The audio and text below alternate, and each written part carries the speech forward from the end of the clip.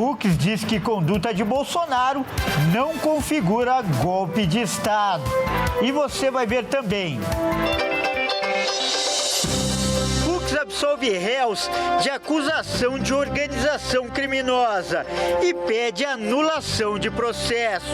Conclua, sim, pela incompetência absoluta do Supremo Tribunal Federal para o julgamento deste processo, na medida em que os denunciados já haviam perdido os seus cargos. Brasil registra em agosto a primeira deflação em um ano. Jovem de 28 anos morre após realizar procedimento estético no Rio de Janeiro.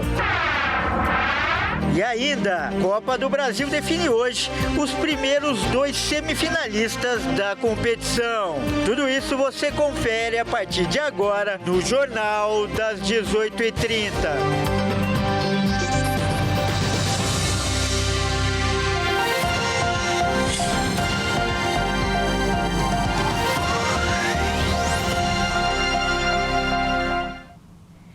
Olá, seja muito bem-vindo. Nós estamos ao vivo. Agora são 18h37 pelo horário de Brasília. Eu sou o Kleber Werneck e a partir de agora você confere comigo as principais notícias desta quarta-feira. Olha, a gente já vai começar essa edição atualizando as informações do julgamento do ex-presidente Jair Bolsonaro e outros 7 acusados de tentativa de golpe. Vamos falar ao vivo com o repórter Bruno Tibério, de Brasília. Boa noite, Bruno. Boa noite, Werneck, aqui nos acompanha de casa, aqui pela ITV. Olha, o dia de hoje, ele foi um dia movimentado aqui no Distrito Federal, justamente por conta da sequência, então, do julgamento que está acontecendo nesse dia de hoje. A previsão, na verdade, do julgamento fosse até por volta do meio-dia, mas, na verdade, esse julgamento, ele vem se estendendo, ele vem durando aí. Olha, a gente teve um pequeno problema com o áudio do Bruno, daqui a pouco a gente tenta contato com ele de novo. E ainda falando do julgamento, né, o terceiro ministro a apresentar seu voto no julgamento de Bolsonaro e outros 7 réus é o ministro Luiz Fux, né? E ele absolveu Bolsonaro e os aliados de crime de organização criminosa. Vamos ver agora um resumo da fala dele. Em seu voto nesta quarta-feira, no julgamento do ex-presidente Bolsonaro e outros 7 réus, o ministro Luiz Fux alegou incompetência para julgar a ação penal sobre golpe de Estado e outros crimes. Para ele, o Supremo Tribunal Federal não deveria estar julgando esse processo. Segundo Fux, somente seria caso de julgamento pelo STF se houvesse autoridades com a chamada prerrogativa de foro. Com as vênias de Sua Excelência, o dedicado relator e dos que o acompanharam, meu voto é no sentido de reafirmar a jurisprudência desta Corte adotada na questão de ordem na ação penal 937.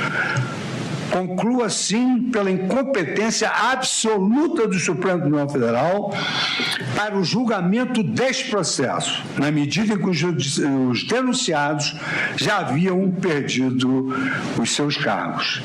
E como é sabido, em virtude da incompetência absoluta para o julgamento, impõe-se a declaração de nulidade de todos os atos decisórios praticados. Fux ainda defendeu que a existência de um plano não caracteriza a organização. O magistrado argumentou que a consumação do crime está condicionada à existência de estabilidade e durabilidade e votou por absolver Bolsonaro e outros aliados do crime de organização criminosa. Pois somente estão presentes quando o grupo objetiva permanecer unido na prática de delitos indeterminados, sem essa pretensão de manter o grupo estável e permanente unido para a prática de uma série determinada de infrações penais. Não, quando essa pretensão de manter o grupo estável e permanente para a prática de delitos indeterminados, não se caracteriza o crime de organização criminosa. A denúncia não narrou em qualquer trecho que os réus pretendiam praticar delitos reiterados de modo estável e permanente, como exige o tipo da organização criminosa. Ou seja, sem um horizonte espaço-temporal definido, não está na denúncia. E o ministro Alexandre de Moraes, do Supremo Tribunal Federal, autorizou o ex-presidente Jair Bolsonaro a sair da prisão domiciliar para realizar um procedimento médico em um hospital em Brasília. Bolsonaro passará por uma remoção de uma pinta no próximo domingo. Moraes determinou que o transporte seja feito sob a escolta da Polícia Penal do Distrito Federal e que a permanência no hospital só está prevista para o dia do atendimento. Outra determinação é que Bolsonaro apresente o atestado médico à corte em até 2 dias após o procedimento. O ministro também ressaltou que a autorização é provisória e que o ex-presidente deve continuar cumprindo todas as medidas cautelares impostas a ele, inclusive a inspeção obrigatória nos veículos que saírem e entrarem da residência de Bolsonaro. Autoridades foram notificadas para acompanhar e tomar as providências necessárias, incluindo a Procuradoria-Geral da República e os advogados do ex-presidente. O procedimento vai ocorrer 2 dias depois da sentença do julgamento que Jair Bolsonaro é réu. E no dia da pequena cirurgia, Jair Bolsonaro já vai ter conhecimento do seu destino na Justiça. E a inflação oficial do Brasil, medida pelo IPCA, registrou deflação em agosto. O resultado foi puxado pela habitação, que teve o menor índice em 31 anos. O Índice Nacional de Preços ao Consumidor Amplo apontou que os preços caíram 0,11% em agosto. Segundo o IBGE, com o resultado, o país registrou deflação no mês passado. No ano, a inflação acumula alta de 3,15% e em 12 meses, o IPSA registra alta de 5,13%. Em agosto, os gastos das famílias brasileiras com habitação passaram de uma alta de 0,90% e 1% em julho, para uma queda de 0,90%. Esse foi o menor resultado para o mês da série histórica iniciada na implementação do Plano Real. A baixa na habitação foi influenciada pela queda na energia elétrica residencial, que recuou 4,21% em agosto, e foi o subitem de maior alívio individual no IPCA do mês, com uma contribuição de menos 0,17 ponto percentual. A redução foi decorrente da incorporação do bônus de Itaipu, creditado nas faturas emitidas no mês de agosto. Além da habitação, a alimentação e bebidas também baixou em agosto 0,46%, com destaque para o café moído, que ficou 2,17% mais barato em agosto. Ainda segundo o IBGE, os transportes registraram queda no mês. E veja a seguir, jovem de 28 anos morre após realizar procedimento estético no Rio de Janeiro. E ainda, Copa do Brasil define hoje os primeiros 2 semifinalistas da competição. Nós voltamos já.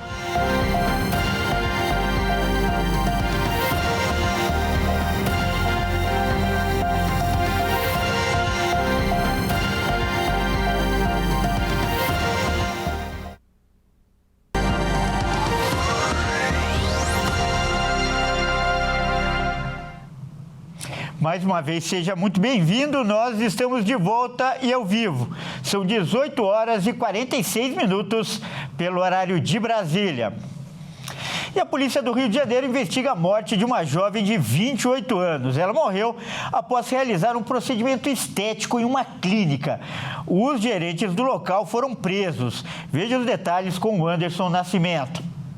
O Conselho Regional de Medicina do Rio de Janeiro informou que abriu uma sindicância para investigar a morte de uma técnica de segurança do trabalho de 28 anos durante um procedimento estético realizado na clínica Amacor, em Campo Grande, na zona oeste do Rio. Marília Menezes Antunes teria passado por uma lipoaspiração com enxerto nos glúteos. Familiares afirmaram que a jovem era saudável e havia feito todos os exames exigidos para o procedimento. O laudo preliminar do Instituto Médico Legal de Campo Grande aponta que a morte da jovem foi motivada por uma ação perfuro contundente e hemorragia interna. A vítima sofreu uma parada cardiorrespiratória e não resistiu. Profissionais do CREMERGE, da DECOM e da Vigilância Sanitária estiveram na clínica para uma vistoria. Durante a fiscalização, a Polícia Civil encontrou materiais com data de validade vencida, incluindo ampolas utilizadas no centro cirúrgico e soluções injetáveis de glicose, que também são empregadas em procedimentos estéticos. 2 gerentes responsáveis pela clínica foram presas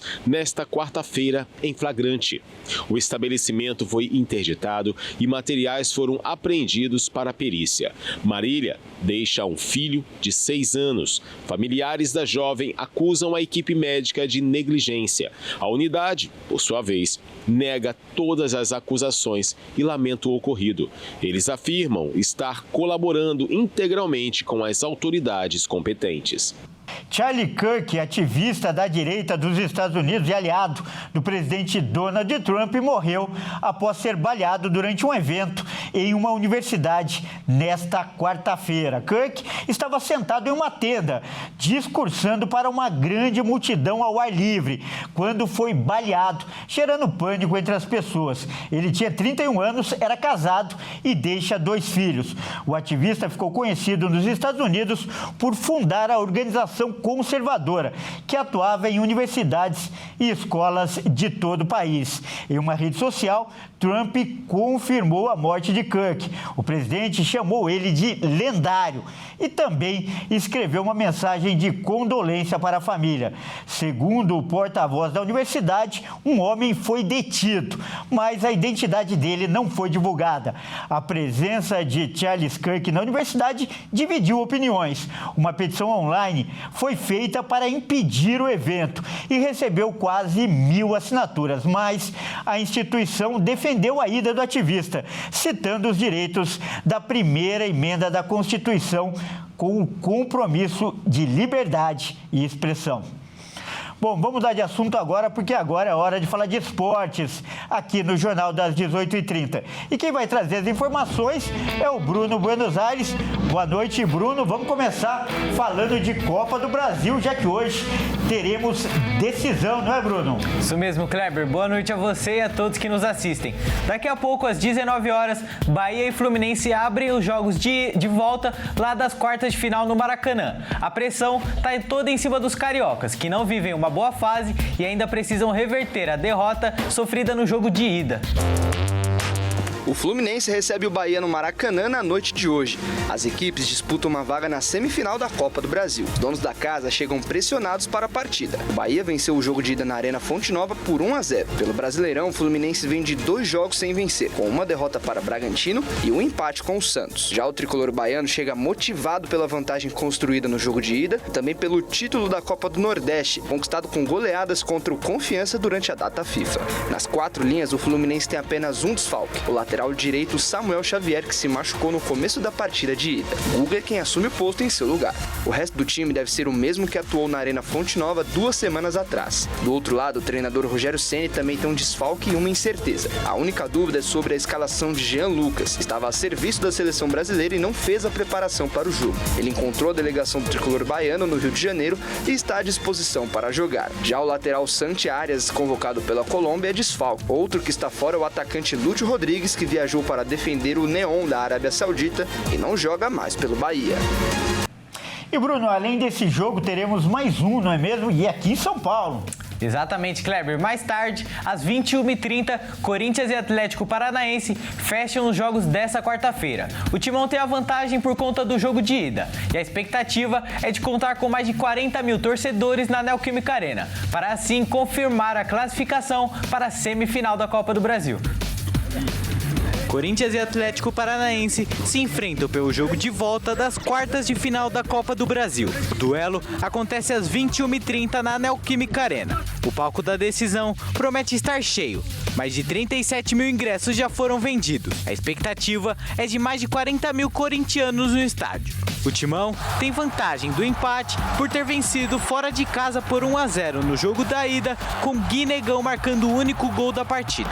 Para avançar direto para a semifinal, o Furacão precisa vencer por 2 gols ou mais.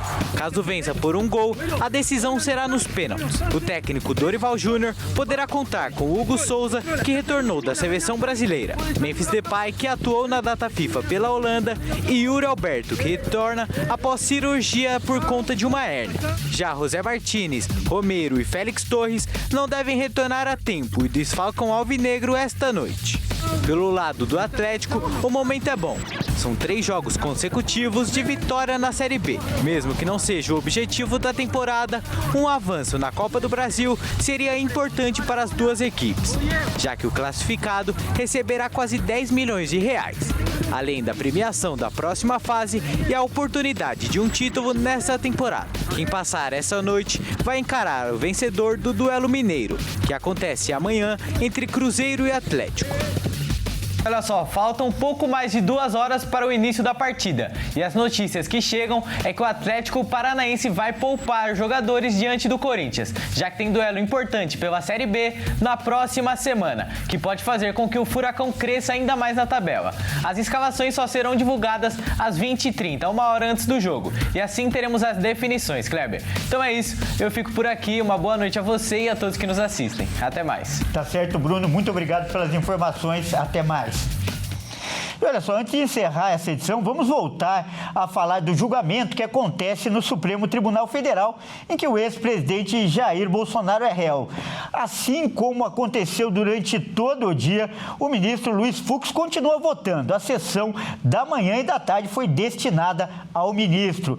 E agora há pouco ele votou pela condenação do ex-auxiliar de ordem de Jair Bolsonaro, Mauro Cid, pelo crime de abolição do Estado Democrático de Direito, além de também votar para absolver Almir Garnier, que é ex-comandante da Marinha, pelo crime de organização criminosa armada. A sessão já está na fase final e vai continuar amanhã no Supremo Tribunal Federal. E ainda agora há pouco, o Luiz Fux declarou que a conduta de Jair Bolsonaro como presidente não caracterizou golpe de Estado. Mas a cobertura completa você acompanha no Jornal das 22. Bom, por hoje é só. Eu agradeço demais a sua companhia. Uma ótima noite para você e até amanhã.